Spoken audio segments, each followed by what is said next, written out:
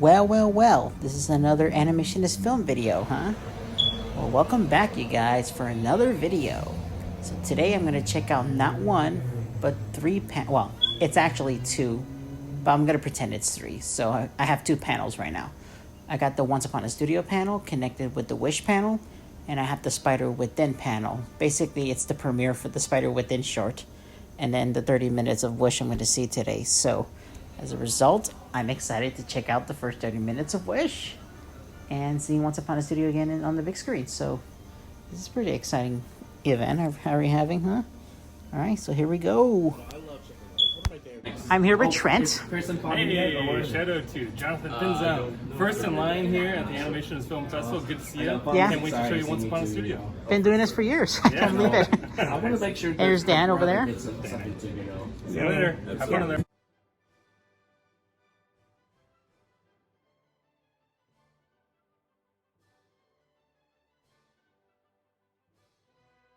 Much for being here today. I love these early morning crowds.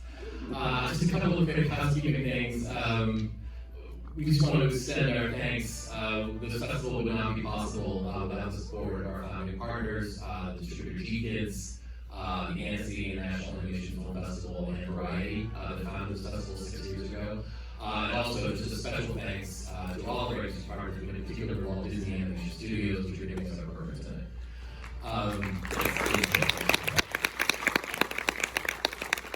This is an absolutely awesome, exciting experience because what we're seeing here in the celebration of Disney's 100th anniversary is a look at their short film, their newest short film on the studio, and you're also getting exclusive look at some never before seen footage, literally never before seen in public footage of their upcoming feature Wish.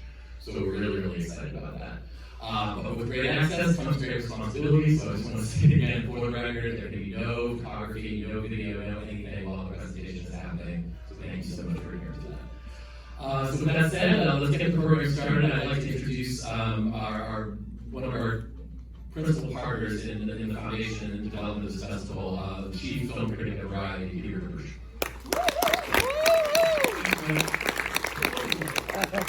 We're actually bitter enemies and we try and spar. Some of you may have seen what we're going to see today earlier this week on the Disney service, or ABC, but not yet on the big screen. As Matt said, what we're going to do is we're going to start with the Once Upon a Studio short, and then we'll take a little break, not long, and then come back and take a look at Wish. I'm curious just because I know how you Disney fans are. Who here loves Disney so much that you have like a Disney tattoo of some kind? Okay, I want to hear just from who's the character? It's a Lion King tattoo, so Simba put the drawing. Love it. How about that's on hand here? Simba tattoo there. The Aristocats, that's a deep cut. Not really, but like, is that like the first one you saw? Yeah. Aristocats. Okay, who else? You said multiple. Oh man. Mickey Mouse, Elsa, and we were there. Mickey and Minnie, Right. Yeah, that's great. No,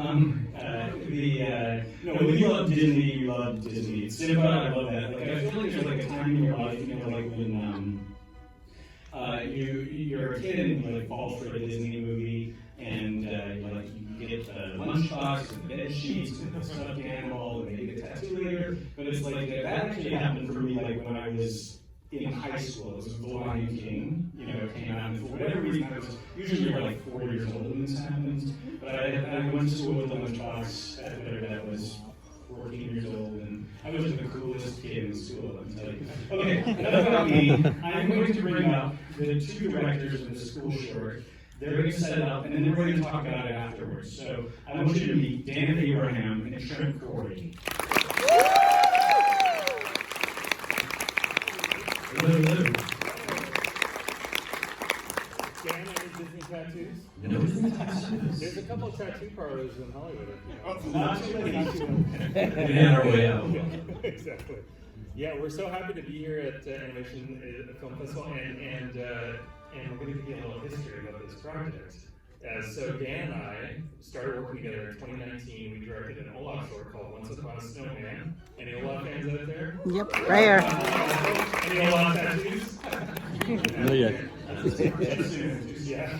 And we finished that short, and we came out of it just thinking we had such a good time working on it together, and we had both gone off to separate projects. Dan was working on the Baymax series directing, I was directing the Zootopia Plus series, and we're like, how do we work together again? That was so much fun. Yeah, so we started spitballing ideas back and forth to each other about what we could do, and we realizing that the 100-year celebration was coming up, and we were going to be working at the studio at this time. We're like, man, how lucky are we? So for about 8 months, we worked at night and on weekends, putting together basically this idea that just we would want to see as Disney fans. Nobody knew we were doing it. Not a single person. Nobody was asking for anything like this, and we were the whole time we were doing it, we're thinking, this is going to be a colossal waste of time. But after we got all of our sketches and things together, we got in front of our CCO, Jennifer Lee, and we said, we have something we want to pitch you. And she said, okay, all right. And so we pitched through the story of what would become Once Upon a Studio, and when we were finished, she said, I don't know how, but we have to figure out how to make this. Yeah, and like all of you, we're just huge Disney fans, as Dan mentioned, that we were just making the film we wanted to make, and it is a love letter to animation, to Disney animation, to the medium of animation, and really a tribute to all the people that have passed through the doors in the last 100 years of Disney animation. Yeah, we're really standing on the shoulders of greatness with all the characters. So this is our love letter to Disney animation, and we'll come back after to chat some more and show some behind the scenes.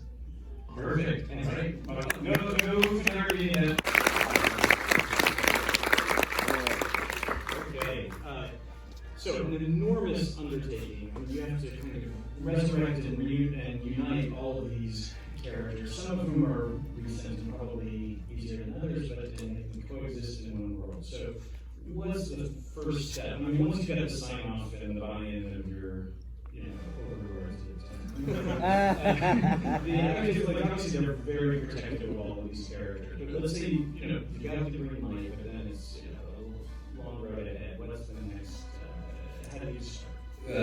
Storyboarding, coming up with our initial pitch to Jennifer Lee was all in boards, but then when we did get that green light, we thought, okay, well, let's put every idea we have into this, knowing that we're going to strip it down to the best ideas, the funniest gags, the sort of the most fun mashups that we had. And then we relied on a lot of the Smart people. The smart people. Yeah, and the producers. We brought on producers early on, and they helped figure out how to make this. Because in that initial pitch to our overlord, Jennifer Lee, our chief creative officer, we said we want hand-drawn animation on paper. We want to bring back retired animators from the 90s to revisit their characters, and CG characters and live-action plates. It was a lot to ask for. And voices. I mean, some of these people passed on, but others are still alive. So it's two different challenges right there. We brought back 40 of the original voice cast, and everybody that we reached out to said yes. But it was pretty amazing that, the short is about all the characters coming together for this big group photo. It's sort of like a family reunion. Well, art started to imitate life because all these voice talents coming back, we had these heavy hitter animators coming back, and it was parallel. It was a parallel to what was happening on screen. It was just a big family reunion. Give us a taste of just some of the challenges that you dealt with there. Yeah, everyone's Yeah, right. Exactly. You understand my question? Yes. I mean, there are probably things that are unforeseen by us, but Yeah, the challenges, for our studio, just doing something on live action plates, having 2D and CG interact, and the great thing is all the artists in our studio work in the building, so it really just became communication. The CG animators sit down the hall from the hand-drawn animators, and they can work together in a way if those characters interacting, they can talk back and forth with cleanup. It was really fun to see that collaboration. And the dedication to making sure that all the characters looked and felt and sounded just like you remember, that was so important to us, and everyone on the team was so dedicated to getting it right. Yeah, we've all seen kind of like what an off-model Disney character looks like, whether it's like a knockoff T-shirt or something that maybe they produced without the same care. But maybe some tattoos might not turn out quite well. But maybe like radioactive. Tell us a little bit about the legacy teams. I know that's a big kind of like part of not only are they there to protect the kind of ongoing use of these characters, but they ended up pitching in a big way. Yeah, it was. Well, I'll jump in here really quick and just say the look of the characters, like Dan mentioned, was so important. Sometimes you only have 3 seconds with these characters. They need the look, sound, the cleanup line, the color palette, and we had a bunch of super Disney fans / nerds on the team. One of the biggest ones right here. They had a Rolodex of and had a Rolodex of information, and one of those people was Eric Goldberg, who was our head of animation. It was so fun to be out there and to like talk about the, this Picos Bill hair color. It looks a little blonde here. We needed like just anything was. He knows everything. It was a weird job for a year and a half. The conversations we were having. That last shot alone, how tall is Christopher Robin next to Robin Hood next to you just stuff you never thought of before, but then we found ourselves. Or should Bolt sing in front of Penny? Because that's weird. She might freak out if she sees him sing. Yeah, she doesn't really talk. So Bolt, if you see in the last shot, Bolt howls because he's next to Penny, and she freaked out. But then Pongo and Bertina, they can sing because Roger and Anita are like way in the back and can't sing. So these are the discussions every single day. We just hope that no one tells Roger. Yeah. Your dog was talking. Well, it gives you a chance actually to just familiarize yourself with that kind of 100-year catalog and everything, but also to kind of analyze the evolution, because there are different eras of the animation. There's the kind of Xerox period, there's where the lines are not kind of like the same weight. What's a funny philosophical conversation or discovery you had while getting into the blue? Yeah, when because we were very particular, we wanted to make sure like the line quality was such a big part of this, because like back in Sleeping Beauty, it was these beautiful sweeping colored lines, but then you get into the 60s and 70s, and you got Sword and Stone and 101 Dalmatians, Robin Hood, and where it's that Xerox scratchy scratchy line. And I did some of the cleanup in this, and when I cleaned up Baloo, I purposely put in the little construction lines in that so they could pop on and off like they did in the movie. And then when it got into color, somebody went and like, oh, it was a big rough, so I cleaned them all out before I put those back. This also called for some kind of like behind the scenes, sort of some behind the scene legends. Should we take a look at something you brought there? Yeah, there were so many legends involved, and we're gonna play a clip for you, and then we'll come talk about it. But it's better to speak for itself. This was one of the best days ever. Can't tell. We were eating out. Yes, we were. Dan texted me the night before and he said, "Where's Sports Jacket Kid? Dress up in we're about to be a Disney legend." And the way that came about is we had Dan actually boarded the Walt and Mickey moment, and we knew from the get-go we wanted to feed the birds. And those are really tough moments to get right. And Dan's first pass, we're sitting in an editorial, and we had slugged in some temp music of Feed the Birds, and we looked at each other and said, I think it's working. I think this is the right moment. So that's all Mr. Dan Abraham right here. Thank you, Dan.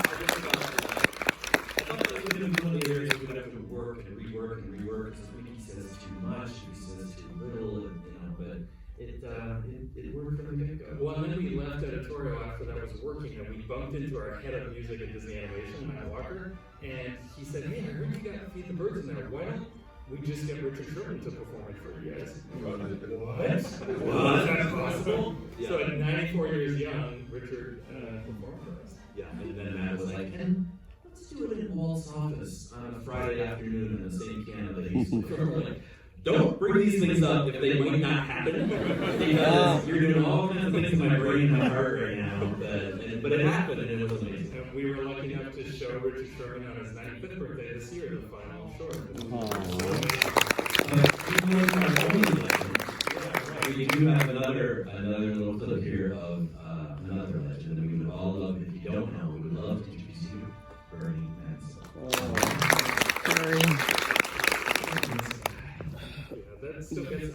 sniffles, and we're sniffling over here too. We've seen it. It's COVID. No, that's a good joke now.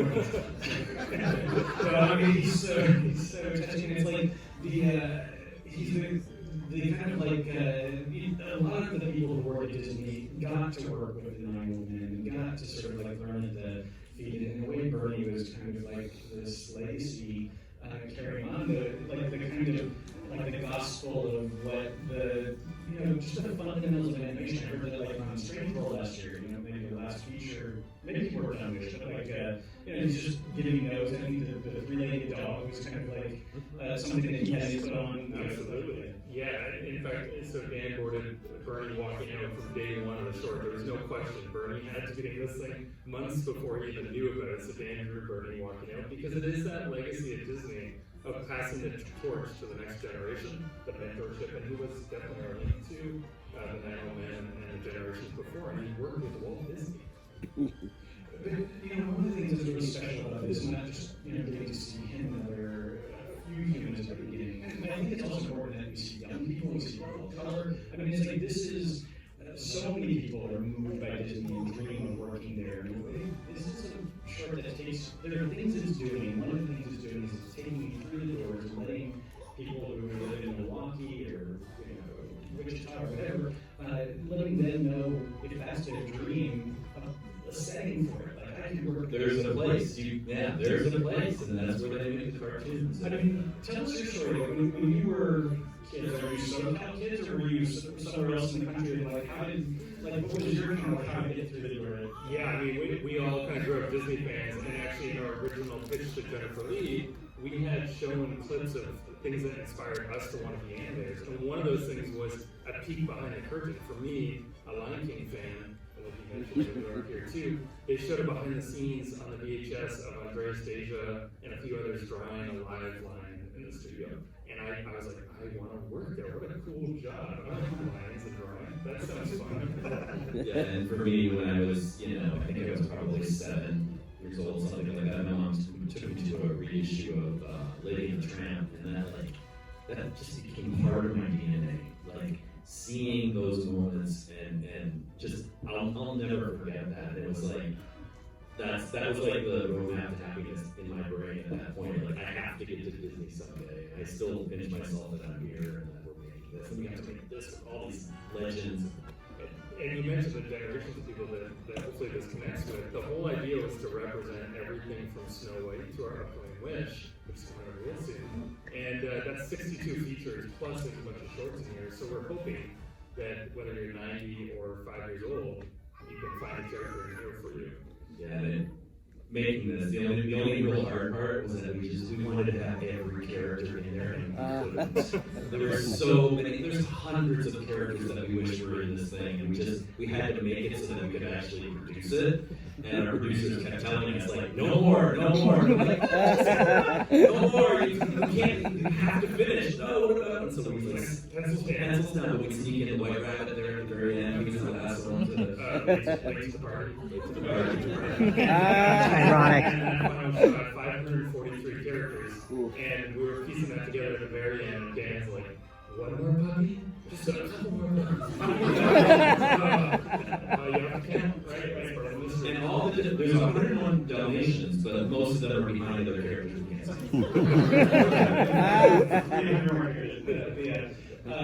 One of the things that's exasperating about this is it's only 9 minutes long. I want to spend so much more time, but in a way that just encourages you to come back and look closer, I guess.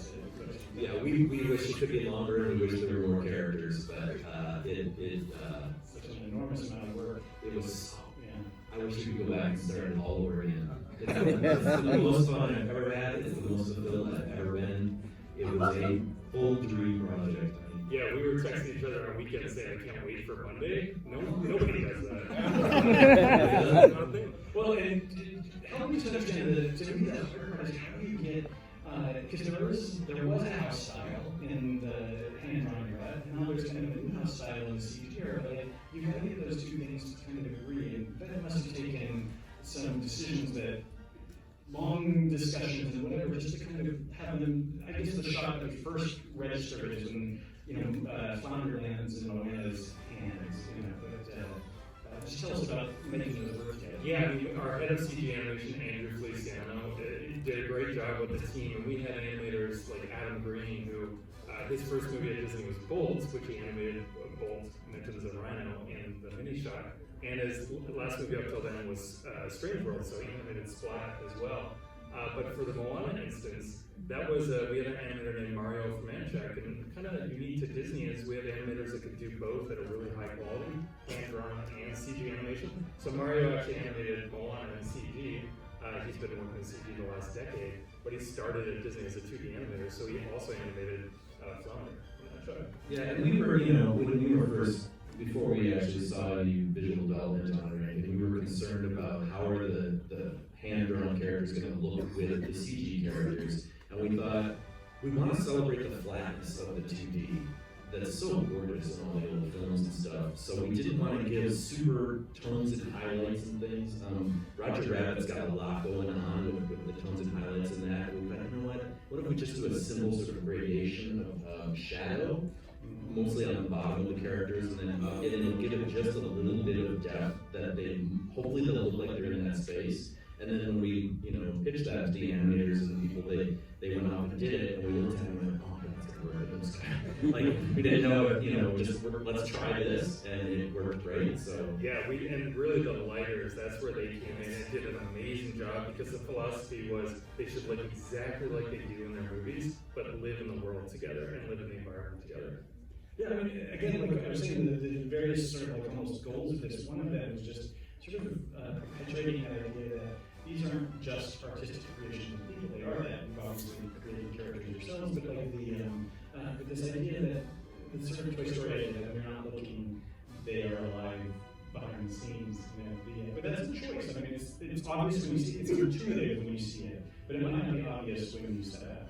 When we were trying to come up with the idea, like how do you celebrate 100 years of Disney animation and all that, and we thought, well, what if it's the reunion of all the legacy characters? And then Trent was the one that thought, well, what if they all come alive from the artwork on the walls here in the studio? And that was an amazing, magical idea. And when we ended up pitching the whole thing to Jennifer Lee for the first time, she was really excited because people have been wanting us to put all the characters together for quite some time, but there's no logical reason why Snow White and Stitch would ever be in the same world. It just doesn't make sense. So she said, this makes sense if they come alive at night from the walls that created them.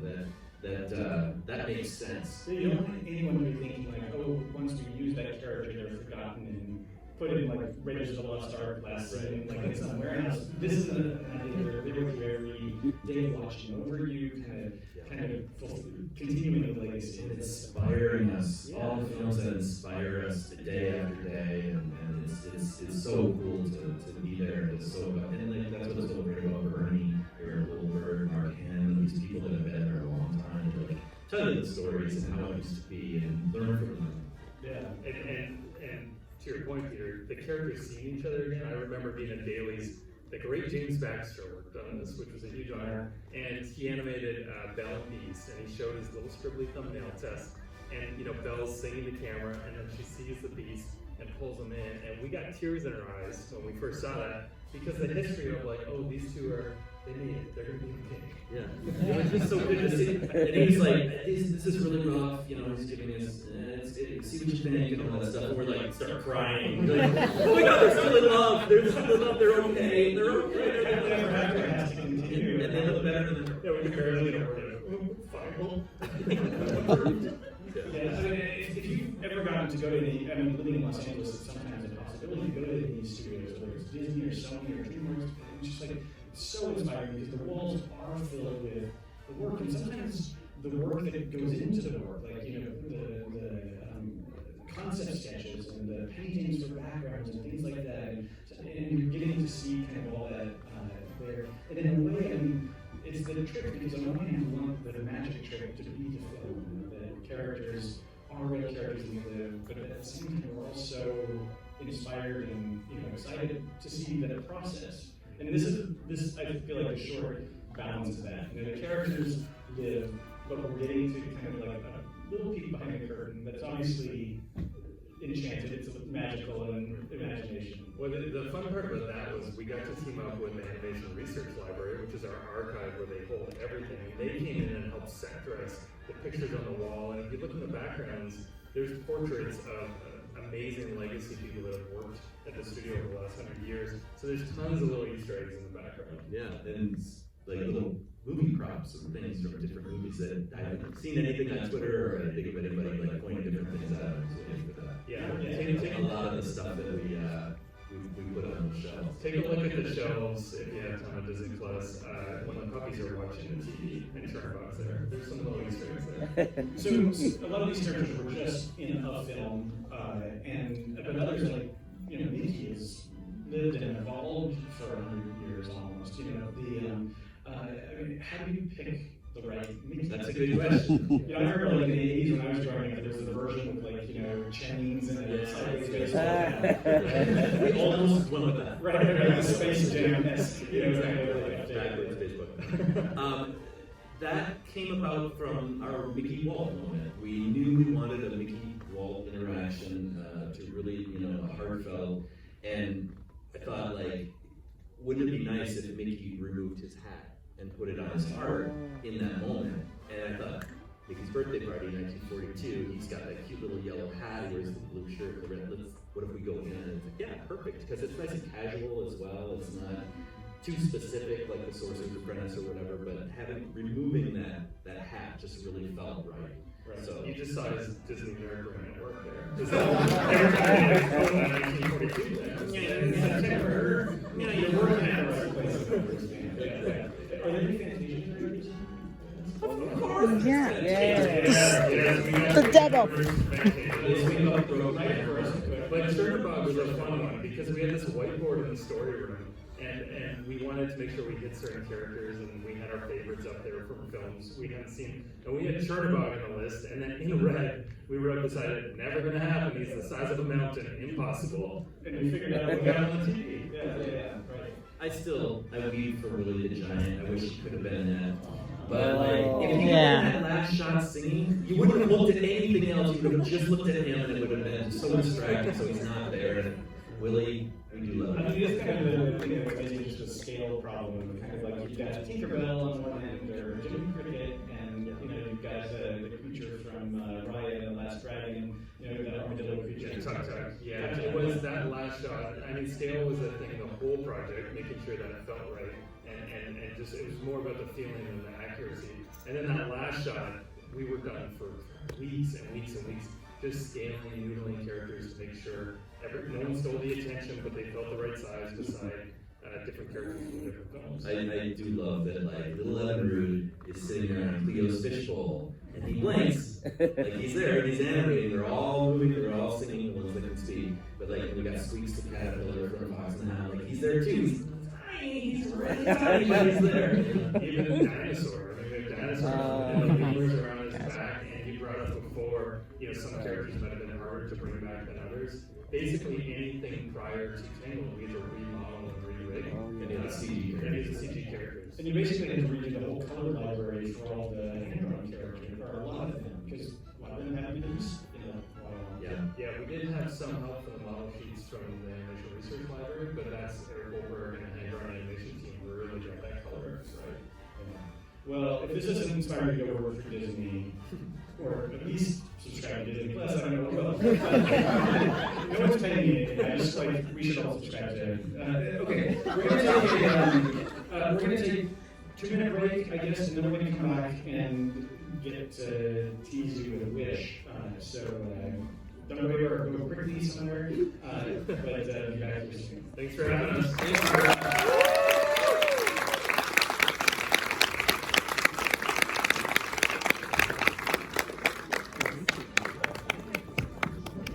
Yeah. I can see Fawn. Fawn is reflection. You can see Fawn in the middle. I wish I did like. No. Gosh, the lighting here is terrible.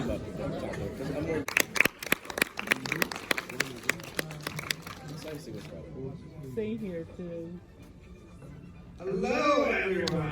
Hello. Awesome. Jason. My name is Bruce. I'm a film reporter at The Wrap, and I am a Wish super fan already. Before I bring out our amazing presenters, I just want to remind everybody, no photography. So you can take a picture of me right now and try to explain who I am to your closest family and friends. But after that, nothing else. So without further ado, I just want to bring on the directors of Wish, Mr. Chris Buck. Come on out, Chris.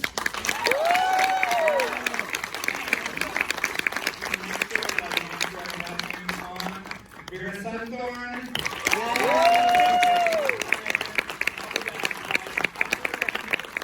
Thank you, Drew. Thanks everybody for coming. We're gonna move over here so we can see the monitor. As you can tell. Go Hawks. Golden Hawks. Like Colorado? Oh yeah. Oh my gosh. Okay. We'll talk later. So, yeah, everybody, thank you for being here. Thank you, Drew. So, back in the spring of 2018, this is where we were still finishing up on Frozen 2. I started talking with my fellow Frozen director and our studio chief creative officer, yes, CEO, Jennifer Lee, about how Disney Animation would be turning 100 years old soon. She kind of whispered in my ear. So we acknowledge the privilege and responsibility of being here at this significant marking time. And we thought, what a wonderful way to celebrate a century of storytelling and to tell a joyful, original story with original characters and songs inspired by our legacy of films. So many of our films are about characters who long for something greater.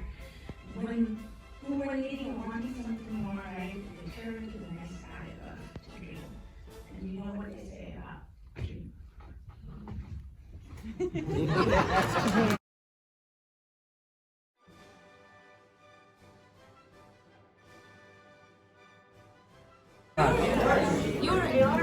Oh, here's perfect. All right, Fawn's on the right, if you can see it.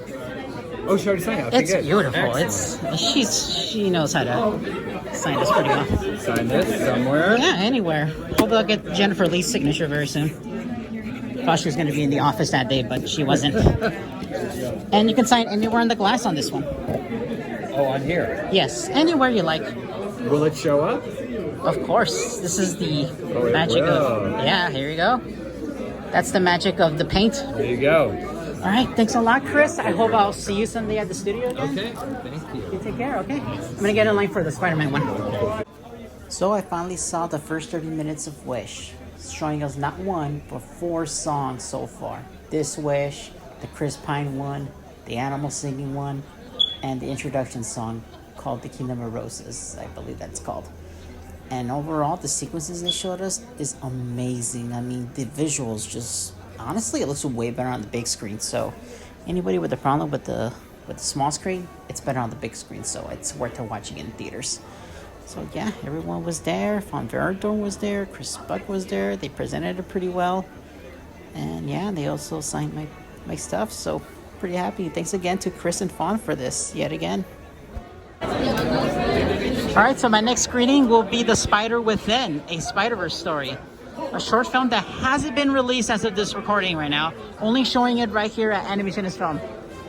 I'm really surprised on this because this is, I don't know, this is the most bizarre way to release a short is in this festival. Not a bad idea though, but like a great idea, I must say. But at the same time, it's still not out yet. So who knows, it could be released at any moment after this. So correct me if I'm wrong in the comments, so let me know, okay? So yeah, I'm sorry I can't see that much pretty well because the lighting's terrible all the time here. But that's the crew for The Spider Within, the Spider-Verse short. Just met with Joel, who's from Canada, working at Disney Animation in Vancouver. So yeah, a lot of presence of animation in Canada. I mean, I'm pretty excited for what the Canadian animators can do because I'm excited for what they can do. And yeah, this is for The Spider Within. Hope it's really good. That was really good tonight.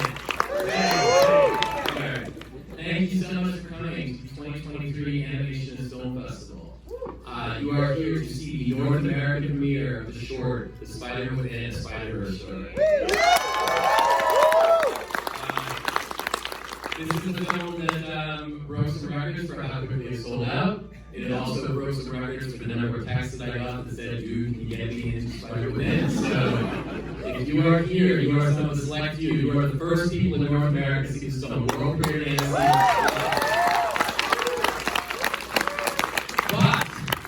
With great power comes great responsibility. You cannot record anything that you're seeing on the screen tonight. So I just want to make sure that we're clear. Typical cell phone etiquette applies, but it's especially true in this case. So please just put your phones in your pocket and be unreachable for a while.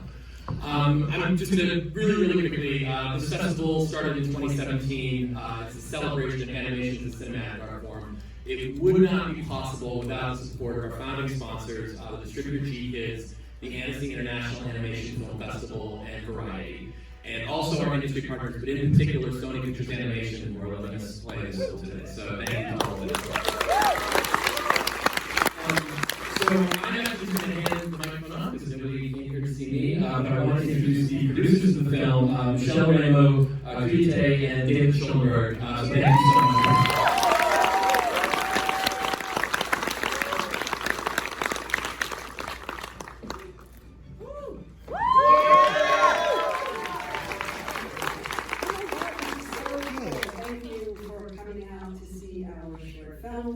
I am Michelle. I am a producer at Sony Animation and program lead here with my partner David Schulberg. Hi everybody, great to see you all here. Before we watch the film, I wanted to tell you a little bit about the program behind the film. It is called Lens, Leadership and Empowerment for New Storytellers. This program is a collaboration between Sony Pictures Animation and Sony Pictures Imageworks through the Sony Pictures Social Justice Fund.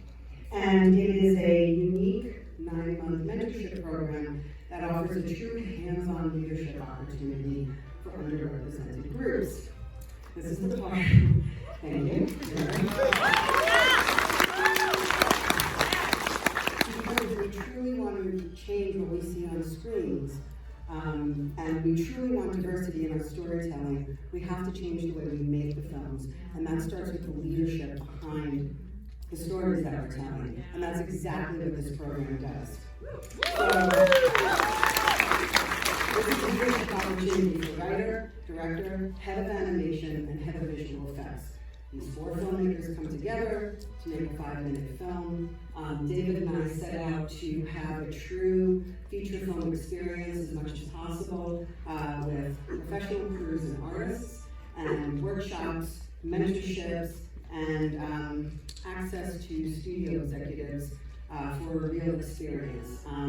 But I will let David tell you actually a little bit about the film.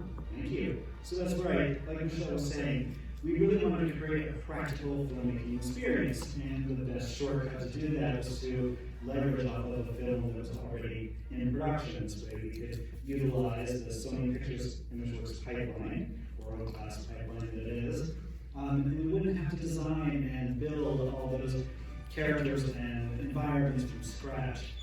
And it just so happened that the movie that was in production was the second film for Into the Spider-Verse, which meant our short would take place in the Spider-Verse. which we were all obviously very excited about. But we couldn't just lean on that incredible property. We had to somehow make it our own. And so early on in development, Michelle and I really encouraged filmmakers to, think outside their comfort zone and lean into what they're passionate about and really take a big, great swing on the short. And as you'll see, that is exactly what they did. And just before we let you see it, the thing that I want to say is that this really was meant to be an experience for the filmmakers, to allow them to fail and just offer them support and not have seasoned people take over the film. And really the intended outcome was for them to have a piece for their portfolios.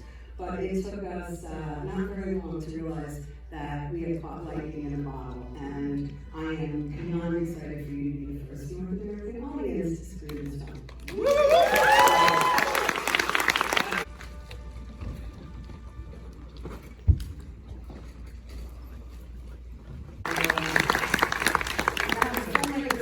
Come on out, everybody.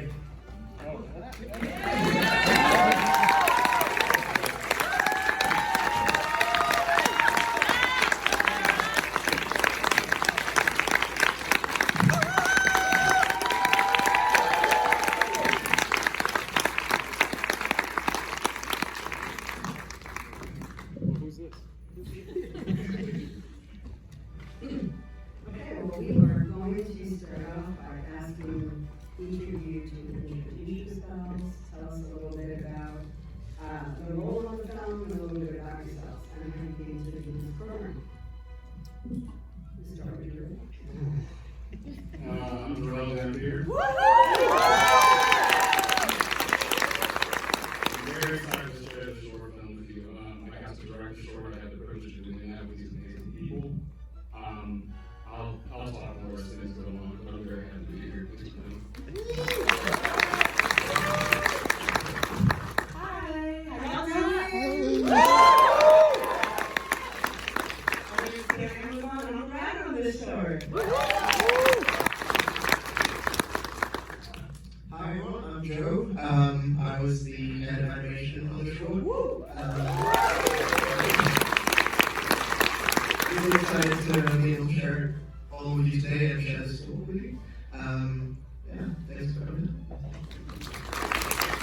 I'm Khaila Amazan. I'm the visual effects supervisor. Thank you, all of you. My first question is for Jarrell. So,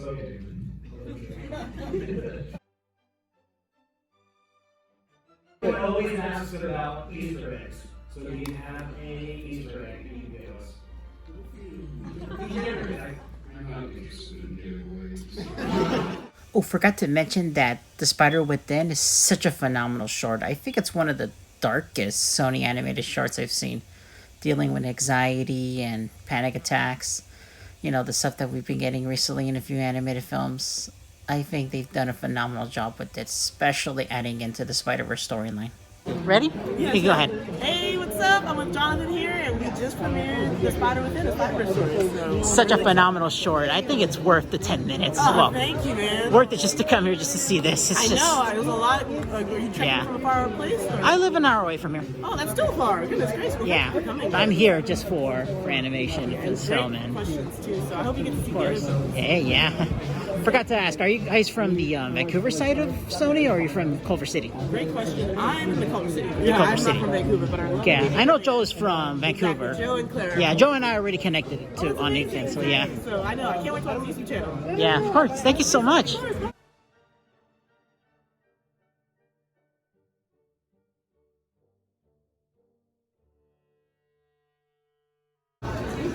Well, guys, I think that'll be it for this year's Animation is Film on my channel.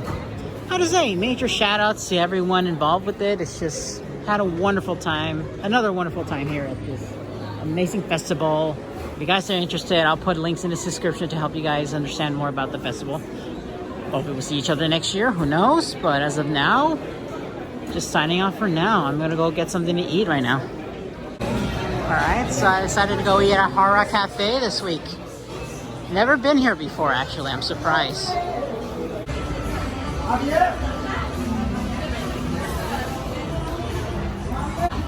Alright, so I'll take something for the steak burger side. You know what? I think I'll take the double-decker double cheeseburger.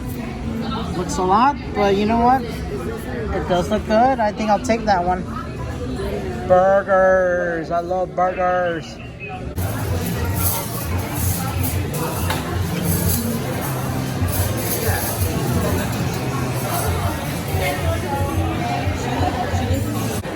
You know what, guys? I changed my mind. Spicy Diablo burger. I'm taking that one. This one looks really good.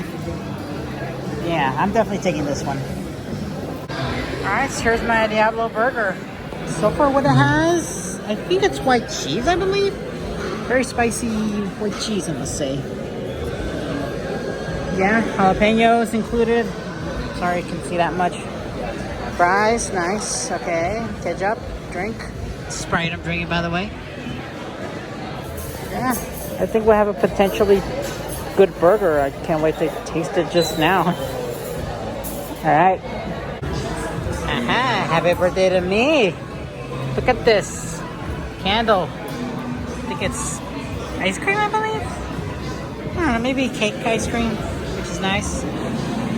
Overall, happy birthday to me. Also, for some reason, This place just keeps on giving. I get this huge brownie sundae. It's just, wow.